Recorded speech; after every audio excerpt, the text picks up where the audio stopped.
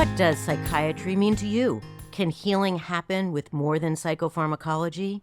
Welcome, this is Dr. Amy Novat, your host of Gyno Curious. We're here to explore what it means to be a healer and to be healed. If you like what you hear today, please leave 5 stars, comments, and share on whatever app you're listening to. We really appreciate hearing from you, comments, criticisms, anything you want to say, but let us know your thoughts. So today, Beth Abrams, Dr. Beth Abrams, is my guest. She's a child and adult psychiatrist who practices and teaches in community and organizational settings. She recently retired as an attending psychiatrist at the Albany Stratton VA Medical Center and from an associate professor of psychiatry position at the Albany Medical College. Beth had her undergraduate and medical school educations at Cornell University and her residency and fellowship at the Rockefeller Institute and Columbia University in New York City. So why did I ask Beth to come today and speak to us? For me, Beth is set apart from other psychiatric clinicians because she has an interest in integrating both Western and Eastern approaches to healing.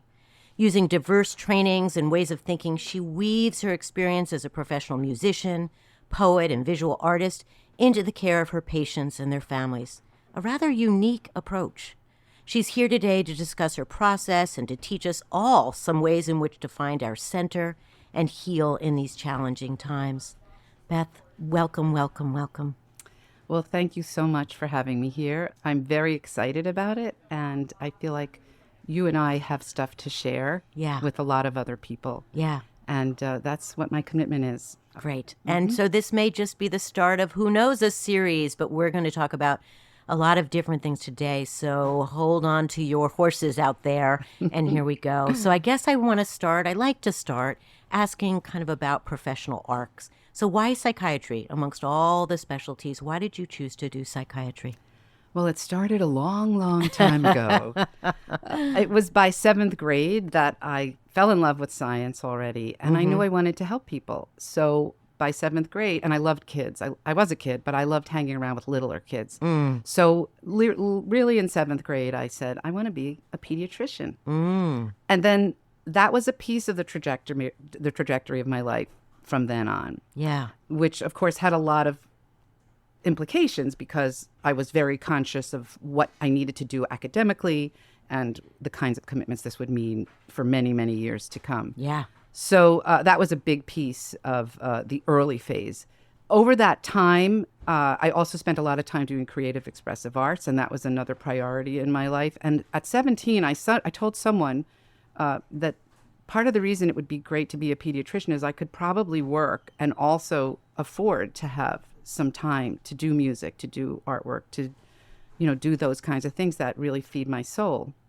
So I had that. I didn't think I thought of that till my 30s, but apparently I had it on my mind then. So anyway, college, graduate school, medical school, I was very interested still in kids, but all the research I did, all the papers I did were related to the brain and the mind and behavior and emotions. So things started melding together. By the end of medical school, I pretty much would have been happy as almost any kind of doctor. I loved everything. I was not that interested in being a urologist. I was not that excited about eye surgery because I love looking in people's eyes, and I just felt like that is where I could draw the line. And I wasn't excited about orthopedics because I love tools, but I like them on wood or metal. So, but everything else I could have been happy in. So as it turned out, I did match in pediatrics, got a wonderful position at Children's Hospital National Medical Center, loved pediatrics. But 2 months into my internship, they asked me to sign up for my next year to, commit in contract. And I am not someone that can sign and then change later if I know I have any doubt. So I said to the head of my program, I love what I'm doing, but I also love psychiatry and I just can't commit now. So anyway, the long and the short of it was I had heard a rumor during my internship that there was an opening at the Payne Whitney Clinic, which is actually at Cornell, not Columbia. I just have to clarify that. Thank you. But anyway, I called and things very quickly, they were like, well, can you come up and interview? And the next thing I knew, I was offered a slot at the Payne Whitney Clinic, which was a particular interest of mine within psychiatry because this was at the crux of when psychopharmacology was really becoming a big deal. And where I trained was still very heavily psychodynamically oriented, albeit very Freudian, but also we had exposure to many, many other kinds of therapists and clinicians who were experts at non-analytic kinds of interventions, short-term therapy, longer-term therapy with different approaches other than Freudian, many, many skills that were available to learn. So I ended up there. I got there and thought, I love adult psychiatry. Maybe I won't even be a child psychiatrist. But apparently all the attendings, the professors were like, she's going to be a child psychiatrist. Anyway, I did do a child fellowship, and after that traveled some. And when I returned to the U.S., had to choose between where to live, and somehow the Hudson Valley was calling to me, and I hallucinated that there was a job in child psychiatry at the Ulster County Mental Health, which it actually wasn't. But when I got to meet them, they were like, well, we'd love you to come here. We'll add some child psychiatry to the job. So I ended up doing, 10 hours a week of child psych with the team of child people. And then I also did adult psychiatry. And the absolute icing on the cake was that I was going to be the clinical psychiatrist for a research project in high-risk people with the highest challenge, the most difficult challenges, people suffering with challenges from schizophrenia, from severe bipolar and schizoaffective disorder. But the crux of the study was to look at how multiple family groups could impact employment. So this is not your typical schizophrenia study. Right. So that was really beautiful because I ended up meeting people who were experienced group family therapists, and multiple family groups is a very fascinating and very, very powerful intervention that probably doesn't get done very much now because a lot of the things that really are helpful aren't getting done very much now, I'm sorry to say. But in any case, this became the beginning of my world in community psychiatry.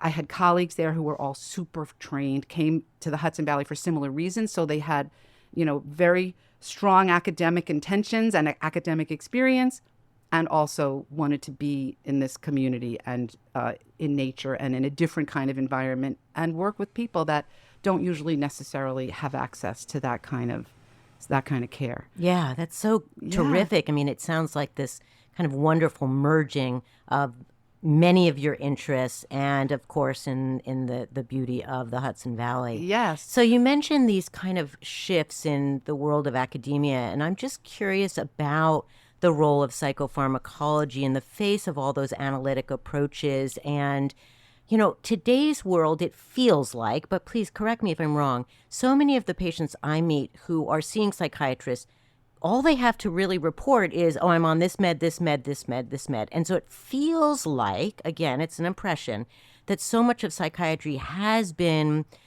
titrated down to just medications. Is that correct? What's happening out there?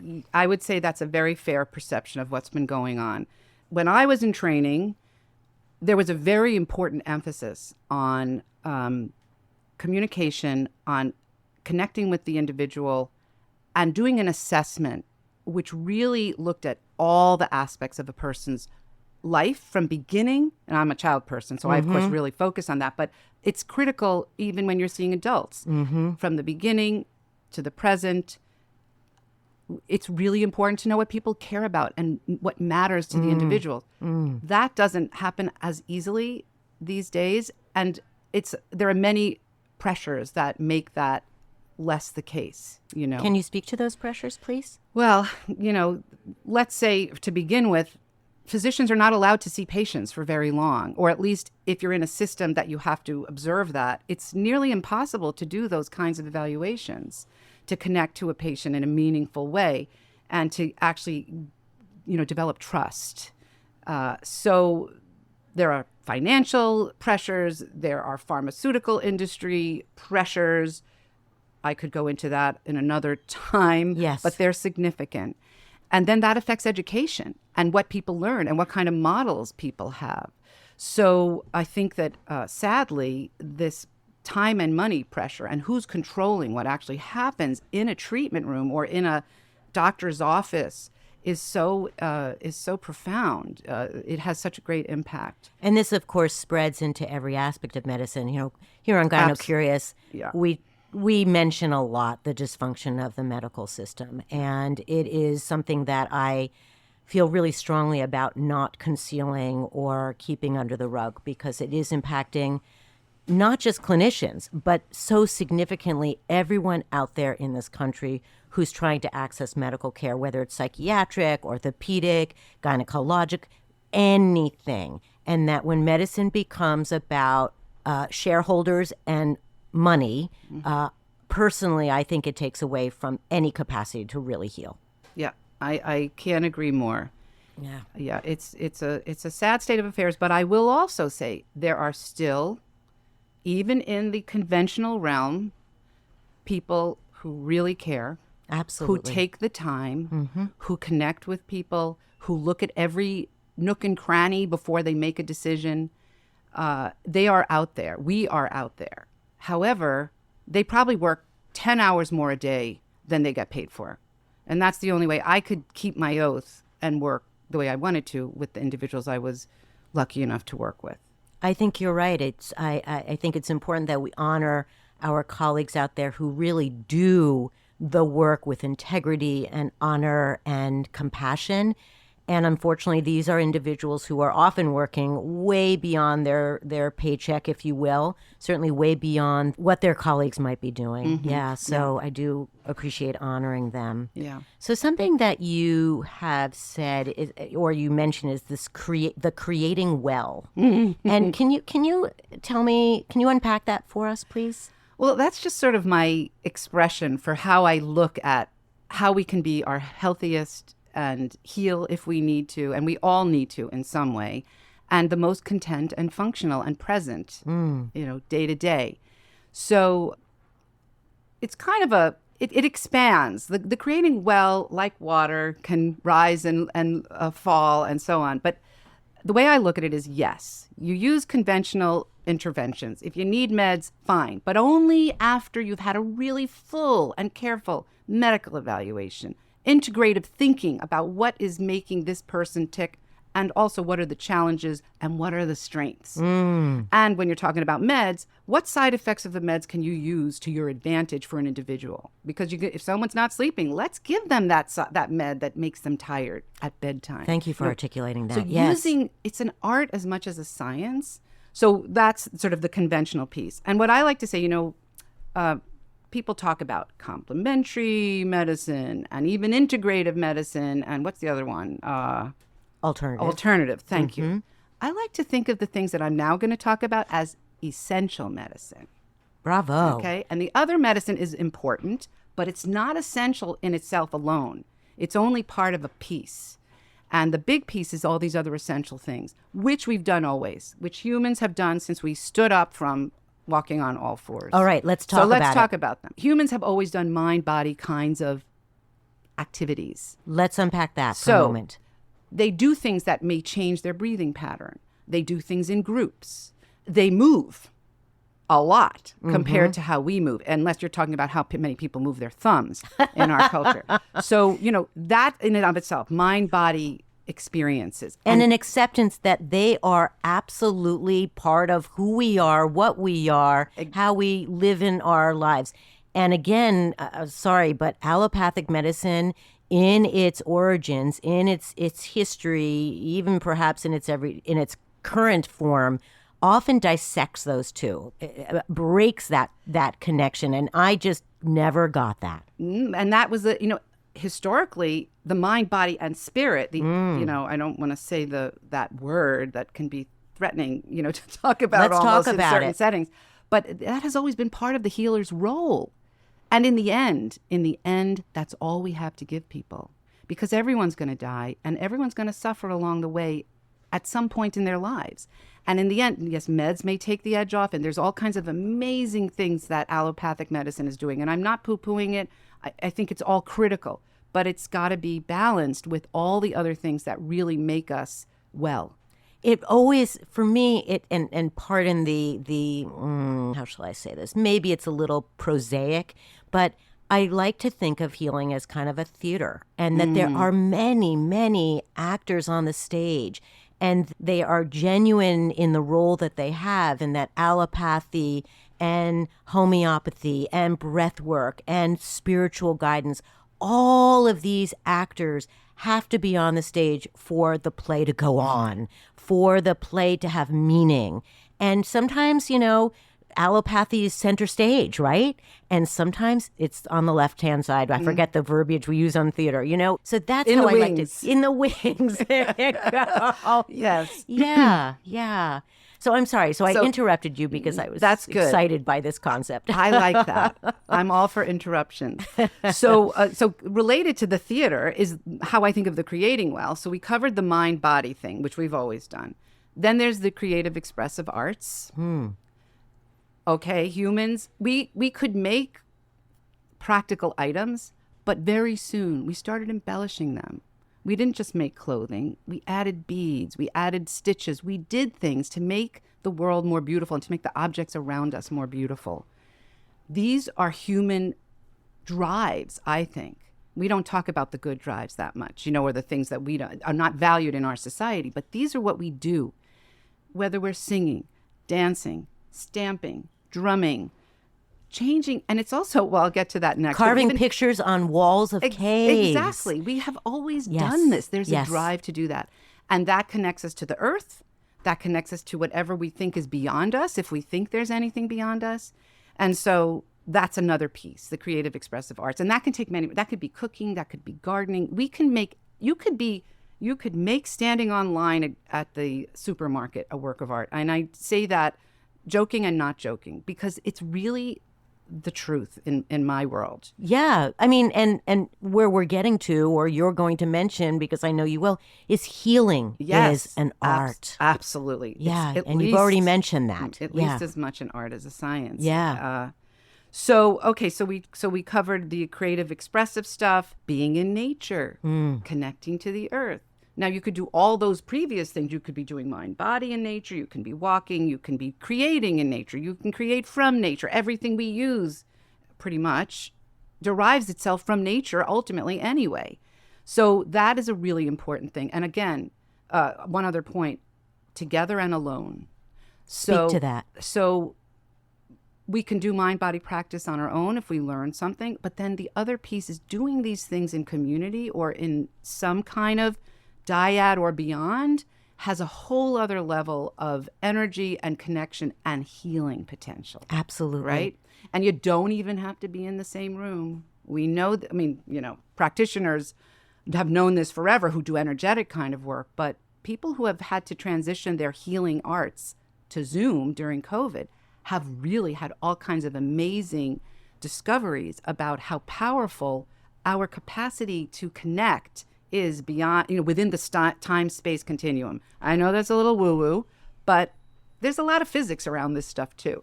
Yeah, right? yeah. So I'm going to interrupt you again. Is the list done? Because I have a very important question I want to ask you. No, I think there is another one. I'm a little brain dead now. That's okay. I'll give it to you when it comes up. Great. So there are people out there who are going to say, oh, this Dr. Abrams, she's a woo-woo doctor. Let's talk about the science, because there is so much science out there. And you and I are scientists and creative folks. And we, again, I think so many scientists have been enormously creative people. And they've realized the beauty of that mingling and way of being. But there are, again, scientists out there who talk about the scientific method and evidence-based medicine, and let's talk about the science. Yeah, okay. And let's just talk about evidence-based medicine, too. Just a parenthesis. I mean, I am a scientist, and I love science, and I appreciate its beauty. And it actually connects me to the spiritual, because it's so unbelievable when you really understand how certain biochemical things happen. mRNA, I made a study of that when the vaccines came out and wrote a poem about it. It's amazing. It's so beautiful to learn about. Tell the audience what mRNA is, just so that they are not wondering. It's a chemical or a molecule that's very important in how COVID vaccines work. I'll just say that in the most simplest let's back way. up. What is its role in the body, just in general? Oh, if you well, would. it's complicated. It's part of Yes. protein synthesis. There you go. There you go. That'll It's kind of it's like a translator. yes. And it's also a conveyor. It provides information to the body in a multitude of ways. I just want to, if you will, Yes. let's imagine it as this little. I love the idea of it being a VW bug. Oh, I love that and too. it drives around and it parks in certain spots and does one thing, and then it parks in another spot and does another thing. So that's Yes. really simplifying it. But I like simplifying science because sometimes it's so intangible or it's so out there. For most of us, I don't get it half the time. Mm-hmm. So if I can break it down into a cartoon, it makes it easier for me. Perfect. And there you go, making it into an art form. There you go. And as you speak of it, it's poetic. There you So go. I'll have to get you the mRNA poem. Anyway, it is a miracle, but there's so many miracles like that. That's right. At the same time, one of the great joys of teaching what I've been teaching, and I will say in a moment what I've been doing, and feel free to interrupt me because I do go on. I love that about you. What I want to say is one of the great joys has been to actually be able to communicate the science to people who really couldn't give a crap, excuse the language. Like, oh no, Dr. Abrams is going to talk to me about that breathing thing again. Right. And then 4 years later, because things come to you when you're ready, only when you're ready, and then they'll end up in my room with the group and they're like, you said I was going to like this, but whatever. Tell those kids they ought to do it. So the magic of being able to communicate the beauty and the simplicity of the science of so many things is really a gift. So I want to come back to that, but just by saying about this evidence-based business, that remember that most, let's say, pharmaceutical research projects are funded by, what do you think? Pharmaceutical industry. Dun, dun, dun, dun. I know, it's a shock. And 95% of studies come out in favor of whoever paid for the study. That's right. So, there's this delusion that we have evidence. Not that I'm saying we shouldn't do science or research. It's all critical. But I think doctors like things to be certain, conventionally trained doctors. You need to know this is right. There was a study that said this, so I can give it. But the reality is there's a lot more uncertainty in everything, and that you really can't rely on certain sources of research. And so my line is, and this is when I'm doing work as in an office, in my sessions or in the world, I believe everything and I believe nothing. Because if you can approach the person you're with and believing everything they say, you will know how it is, whether they're quote right or wrong, whether it's the truth or not, whatever that means. The reality is that is a key thing to keep in mind when that we're has talking an about energy evidence. unto itself, Yeah. if you will. The confidence and security of this is going to help you feel better. Some would call this the placebo effect, and I think actually the placebo effect is fascinating and has an incredibly important role in our scientific world and perhaps our spiritual world. But keep going. Okay. So I veered off to the evidence base. I'm going to talk a little bit about the kind of stuff that I've been doing. So I do a lot of different things. And to me, a good clinician learns a lot of tools, a tool bag full, because there's no one size fits all. And if someone tells me they have the answer, you have to do this, this is for everyone, they lose me right off the bat.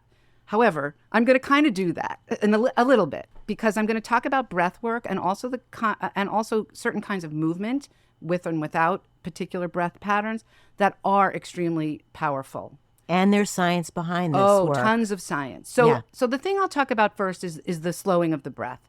So I teach something called coherent breathing, and you can Google that. Within the framework of a particular constellation of interventions that is associated with a program called Breath-Body-Mind. And you can go to the website for that to learn more about it.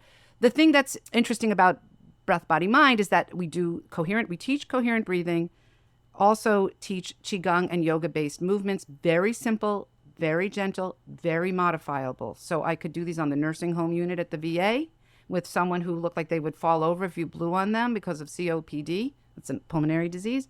And I could do it with children in the classroom. Or we did it at Fort Bragg with active duty soldiers. So, it's very modifiable and simple. The coherent breathing is simple to teach. And then the third piece that we often teach, although I will say that in this world where there's so many people desperate for tools to heal and to balance given what's going on in the world. We don't always introduce this right away because when people are in a high trauma state, we want to just ground them and get them sort of centered. Anyway, the third piece is something called open focus meditation. And it's a particular form of meditation, has a whole interesting background. Les Femi was the psychologist who, PhD, who discovered it in a sense, but it's been practiced for thousands of years. Interesting. In many traditional practices, versions of it are related. So again, nothing new under the sun. Humans have been doing breathing practices that slow our breaths forever. And we do it naturally. Children do this automatically. So to talk about coherent breathing, it basically means slowing the breath to somewhere between 4 and 6 breaths per minute. I just want to remind everyone, I'm going to interrupt you. I feel compelled to say this. I like to say to people who walk into my office whose metronome is set so high that they're just buzzing with energy, buzzing with what's next, what's next, what's next. And I remind them that, we're kind of like dogs after a long run. We're just, they're panting their way through life. And that is not a healthy way to live. And so many of us feel this compunction to move quickly because there's a lot to be done. But part of what you're sharing or going to share with us is a way of combating that way of being, that propensity, that nervous system reaction to the traumas and dangers and difficulties of our daily lives and the global world. Absolutely. So this is a tool that is very applicable because you can do it anywhere. Yeah. So after I talk a little about what it looks like, and of course, don't try this at home on the one hand, because I always think it's important with any kind of intervention. If they really work, they really can have side effects and other unexpected consequences. So it's always important to keep that in mind. Nothing is perfect, but in the scheme of what people are checking out and using to heal, these are really safe. But, always confer with practitioners and so on for your particular situation. However, slowing the breath to 4 to 6 breaths per minute is a very healthful thing to do, it turns out. It turns on a whole set of a cascade of events in our nervous system. So I'll talk very briefly about the nervous system so that people can understand where breath comes in. Great. And just as a parenthesis, there are many, many kinds of breath work and patterns in many different traditions, and they are not all equal. And they are all potentially powerful, but they also have consequences that could be downright dangerous and activating for the wrong person with the wrong history, the wrong nervous system, etc. So really, this is the kind of breathing that tends to be very gentle for most everyone. But I'll talk a little more about how that can, being downregulated can shift and open things. So in a sense, there's no free lunch, but it's a gourmet meal. So 4 to 6 breaths per minute. If you're taller than 6 feet, you really need to breathe at like 4 breaths per minute. And average people 5 to 6 breaths per minute. When we talk about the nervous system and how it's impacted by breathing, we need to talk about 2 parts of the nervous system. Involuntary nervous system and the voluntary. Voluntary is, I feel like having an apple, you reach for an apple and you're conscious of all that. Involuntary nervous system is everything else that goes on in our brains and in our bodies that we are totally oblivious to. We're not sitting there thinking, it's after lunch, I really better make my stomach squish. It just happens. And that's happening all the time. Within the involuntary nervous system, there are, again, 2 main parts. The sympathetic nervous system, our fight, flight, quick reaction nervous system. It's an active part of our nervous system. It makes us either avoid or approach, right? And associated with a lot of, obviously, with safety issues, but also associated with compulsive behaviors and addictions, because we seek what we like, what feels good, and we avoid what doesn't feel good. And that's all about compulsive, challenges that people live with, whatever the form. It could be substances, it could be, behaviors. So that's the sympathetic nervous system. It depletes us, and it evolved to be a short-acting thing. The rabbit is being chased by a fox. The rabbit runs, and in my story, the fox gets distracted, and the rabbit is safe, and it stops, and it shakes, And then it goes on its merry way. It's not sitting there saying, oh my God, what happened? Is it going to happen again? That's done. And they can carry on. In humans, we're less good at doing that. So that's a big piece. That's our gift and that's our challenge. On the other side of the nervous system, and they're always acting simultaneously or toggling between the two, there's the parasympathetic nervous system. This is our rest, digest part of the nervous system. This is our calming, refueling. This is when this lowers inflammation. The sympathetic nervous system raises inflammation. So it's probably this high level of stress that we walk around with is in a way directly feeding into almost every medical complaint that a person can have and every emotional complaint that a person can have, because inflammation is really underpinning a lot of the challenges that we all face. And we're learning more and more about that in science. Indeed. And again, there are pros and cons to inflammation. And in fact, the body can't survive without some form of inflammation. Absolutely. And it's good to be a little bit worried or anxious. Absolutely. Because then you plan ahead. If you're totally oblivious, then, you won't have those protective actions in place, So again, there's nothing that's all good or all bad most of the time. I'm sure we could think of some things that are all bad. But anyway. Don't tempt me. We'll save that for later. So the parasympathetic system is our place for healing. That's when we sleep. That's when we rest. Most interesting, one of the things I find so interesting is when we activate our parasympathetic nervous system and calm our sympathetic nervous system, all kinds of physical things happen. So the idea with slow breathing, with coherent breathing, is that you raise your parasympathetic tone. Tone is a way of saying, activity. Capacity. Capacity, I like that, better than activity. And you lower your sympathetic tone. Mm-hmm. And it affects all blood pressure, digestion, every system in the body. And of course, obvious things like anxiety and worry, depression, mania, those kinds of things that can really tip you outside, or, drinking and all these other things that can really push you into a place where you're really suffering and not healthy. So, but one thing that's really cool about the parasympathetic system is when you slow your breath, you raise your oxytocin levels. I love that hormone. I love that hormone. But now there are people who say, let's just give let's find a way to give people oxytocin. And this is not the answer. I mean, it might be for some rare person, but it's concerning that is our, reflex reaction. But nonetheless, we have many ways of raising our oxytocin. And oxytocin is critical for bonding and for connecting. And so it's no accident that if a clinician learns how to do this kind of breathing and then starts a group or an individual session or a couple session, which is really powerful, and you have everyone, just the people there, breathe with you, and you're breathing too. So you're resetting your own thermostat. Mm-hmm. It's no wonder that I've had groups where a bunch of veterans who never want to be in a group ever and will always have their back to the walls, all of a sudden are sharing information and connecting to people. And over weeks, and not many weeks, they're really in a very different social place, at least in that safe place where they've learned to breathe together and sometimes move gently together, and then actually unelicited, share and connect. It's such a beautiful story and an image, if you will, that you take someone who is so on defense, and that's part of their training in the military. It's a response to the trauma that they've experienced in perhaps being in active combat, and then having a tool in which to unravel some of that, to find a way of combating those memories or what's become instinctual at that point.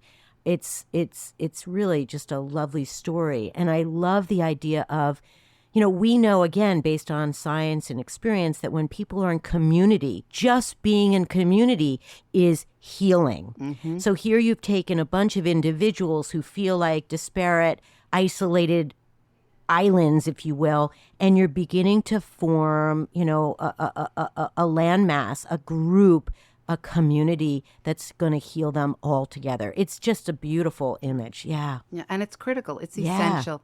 We can't really be whole and content and our best selves, the people who we are in our most inner self, who we're meant to be, who we were and are, even after all the insults and challenges that we face once we become human Yeah. in the physical sense.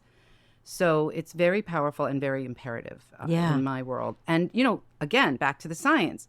You slow your breath, your heart rate variability goes up. Okay, remember that OB thing that we would worry about fetuses if their heart rate variability went down? Mm-hmm. We can shift that. Kids have a high heart rate variability. And when you slow your breath and you breathe 20 minutes a day, I mean, you start slowly. I could explain more about it. But eventually, if you breathe regularly at 4 or 5 or 6 breaths per minute, your heart rate variability goes up overall. Your blood pressure goes down. It's not the be all and end all. It won't fix everything, but it changes your immune function, so you're more resistant to infections. Your sleep is better. So that is a huge factor, because one of the first signs of an over-sympathetic drive is you're not sleeping. Right. And Americans mostly don't sleep enough. Right.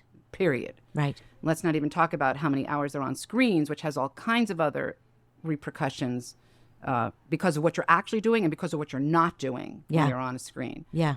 Anyway, so there is a lot of science to this, and I could go on more, but those are measurable things. Heart rate variability, very easy to measure. Oxytocin, easy to measure. People are looking at all kinds of neuroimaging in these areas.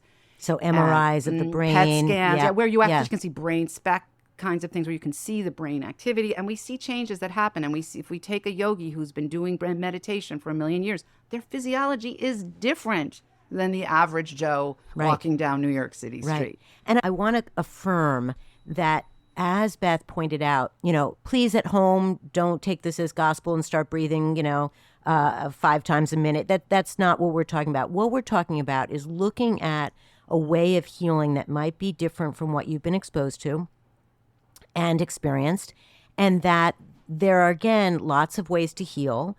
And that breathing is something you're doing every day of your life. And that if you can find a practitioner or an online source or some way of learning how to change the way in which you breathe during your day, or in the face of emergency, or in the face of trauma, that's what we hope that you learn from this podcast, that there are, again, ways in which to heal that are not about medications necessarily, not about fancy, expensive psychiatrists, not about spending a lot of money, right? That this is something you might learn for free. Yeah. I used to say, I write you a prescription for a bubble bath. Right. Because that's a really good thing. Or I would say, we go around in the group, what makes you laugh? What's your favorite funny movie? Who's your favorite funny person? Spend 5 minutes a day going on YouTube and finding that person and watching 5 minutes a day of comedy. That I really especially like, laughter and comedy. Yeah, yeah. Those things matter. And when this is another thing that I love about the science. So when you do slow breathing in yoga, in all traditions, there are different ways of having resistance breath. So you're like, you breathe out and you're kind of sighing, or different things. That ups the parasympathetic tone. When you make your breath more resistant, it increases the impact of the pattern. And when we sing, when we chant, when we hum, we are doing that very thing. So talk about resistant breath. Just what is that? It's when you're in some way, I don't like to say the word constricting some part of the airway, because you don't want to like clamp down, but you are slowing the breath because something is shifting within the tube, right? Like, so it's a way of controlling the breath. Yes, it is. Okay. And what happens is, with regular breathing, generally the flow in the airways is laminar. But when you add a little turbulence, it actually stimulates the lining of those bronchioles and so on to send out another message. It gives them information that says, oh, we're coming now. So that's cool. why people It's so go, cool. Now, you can't see I put my hands on my hips. Yeah. But when you're annoyed, you're doing a deep breath in and then a right? That's not an accident. It's not an accident that people will hum when they're nervous, right? Whistle while you work. Or whenever I feel afraid, right? I whistle a happy tune. Right. We are doing resistance breathing when we whistle, when we cool. play instruments, when we sing. So I often will tell people, breathe in, and on the out breath, hum on the out breath. And sometimes that's easier, because everyone has different reasons why it might be hard for them to imagine slowing their breath. But I can tell you, I get a room full of people. We can do it most times in no time. Sometimes if you carry a lot of anxiety and stuff, you breathe fit. We've been breathing fast our whole lives. Yeah. This is what we do. So we have to really relearn and relearn. And when you're anxious to begin with, and those people are super sensitive to every physiologic change in their bodies, it's really important to learn ways to get around that. So lots of science. I'm giving you a lot of different points. There's so many questions I have for you. And, one of which is the VA system. We have to pivot there. I don't know if I've ever shared with you, but when I left college, I didn't know what I wanted to be when I grew up. And I started working at the VA in Manhattan on 1st and 23rd. And I did psychopharmacology clinical research. And I did it for 3 years. And that's when I discovered the love of hospitals and clinicians and medicine and decided that's what I wanted to do. And the VA system is a unique one. And it is, accessible to some who obviously have been in the military and not accessible to others. And I want to just speak a little bit about it because I want to give people some insight. There's so much said about it, and often it's about criticism and what we're not giving, and I suspect we're not giving that's what we should. I don't know that information, but I just assume so, because of the way our government works. But yet this was a system in which you were working for a number of years where you did this breath work. And there are conventional outside medical environments that would absolutely not permit you to do this. So it's just wonderful to me that here in what feels like a constricted system was allowing you to explore this really creative way of healing. So let's talk about that. Just tell me about it, please. So I will say that I loved my time at the VA. I treasured the people I got to know. I worked with individuals and groups and my colleagues as well that just taught me so much. Yes. And I feel so grateful for that. Really changed how I look at the world, as anything can when you're in it, It is a complex place, and let me just say that nobody's getting the best health care that they can right now. That's so it's right. not unique. And in some ways, perhaps it's worse than the general world of healthcare. But in my experience, in some ways, it's really better.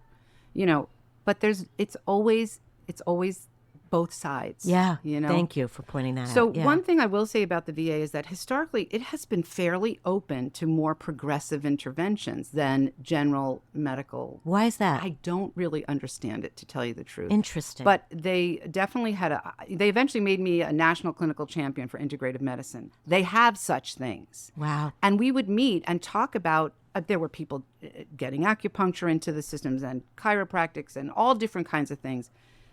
How that gets implemented ultimately, unfortunately, is sometimes under the same constraints that we were talking about before, that you have to do it in this amount of time. And so people are not necessarily as deeply trained as they could be, et cetera, et cetera. But bottom line is the VA has been at the forefront of a lot of these things. They're doing the research often, for whatever that's worth.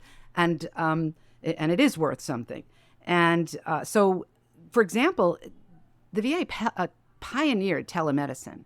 Because you'd be in a giant state where there was one VA and people lived, 8 hours away. You had to have a way of reaching people beyond them driving to the clinic. Wow, I had no idea. Yeah, so it was really the first big, that I know of, the first big movement towards having telepsych long before COVID. So when COVID came, I have to say, we were really easily up and running to do all of it. And now it stays, because for some people it was helpful to not have to travel every time. Right. And there's pros and cons. It's a whole other conversation. But nonetheless, I think that's important to note about the VA. I think wonderful care happens, and I think terrible care happens. And I think that's true everywhere. Absolutely. Well, I'm so grateful that for you and for the patients that you took care of, that there was this opportunity to be creative in your healing modalities, that the VA did embrace and honor all that you've studied and learned and have to share with people. So, we're coming to an end, and we're going to have another show, because one thing we haven't talked about, and I'm going to tease our audience, I want to talk about treating women, cis, trans, non-binary, and how they're different in the world of psychiatry than men. Stay tuned. Men. Pardon me? Identified men. Thank you.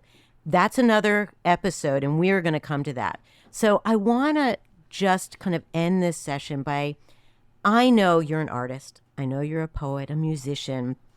So clearly that gives you pleasure. And I like talking to my guests about what gives them pleasure because so often we focus on the negative, what's so hard about our lives, the state of the world and politics, the front page of the New York Times, all of which gives us all some level of anxiety, gets our breathing rate up way too fast. So talk to me about, do you carve time out for these endeavors that give you pleasure? Because we've identified what gives you pleasure, but the question is, do you carve it out? Do you make sure it happens? How do you do that in your busy life? Well, I think this is the probably most essential question we all have to ask ourselves because we're all driven in lots of different directions. So I think that for one thing, it's a goal. It's you're aiming in a direction. And if you're looking for perfection, it's not going to happen.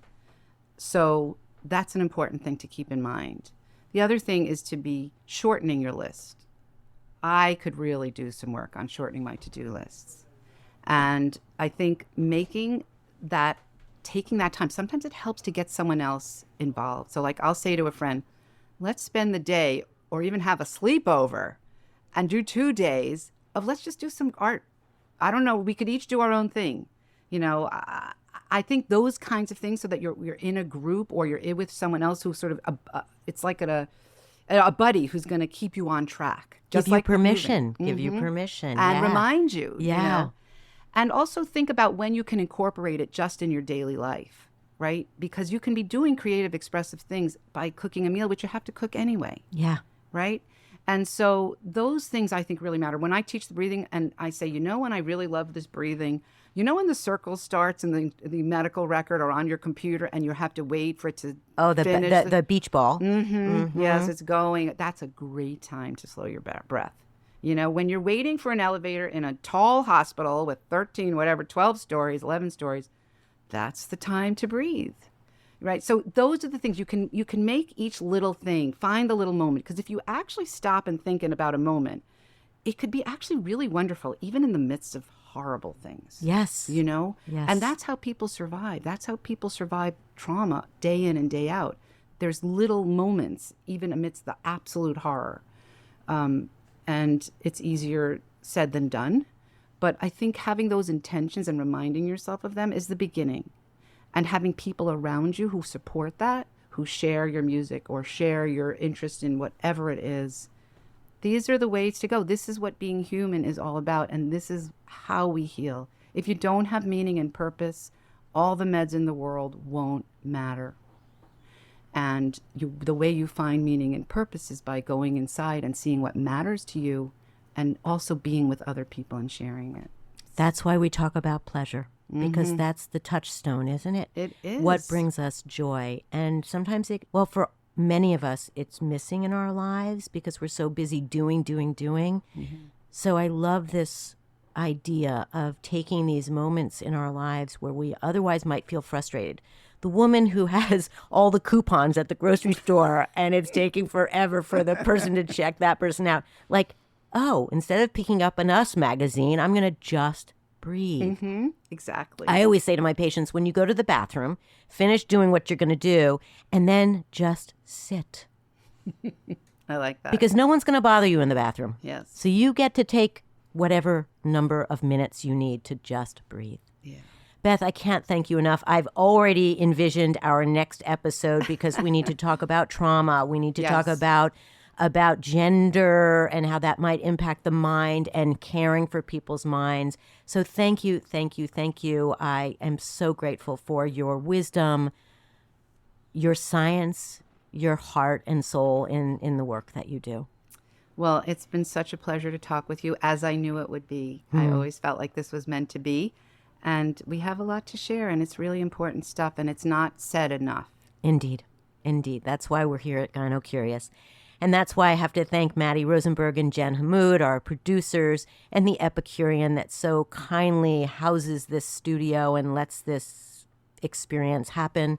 Please, until the next episode, be well. Listen to your instincts and intuitions. They are the greatest of teachers, not to be ignored.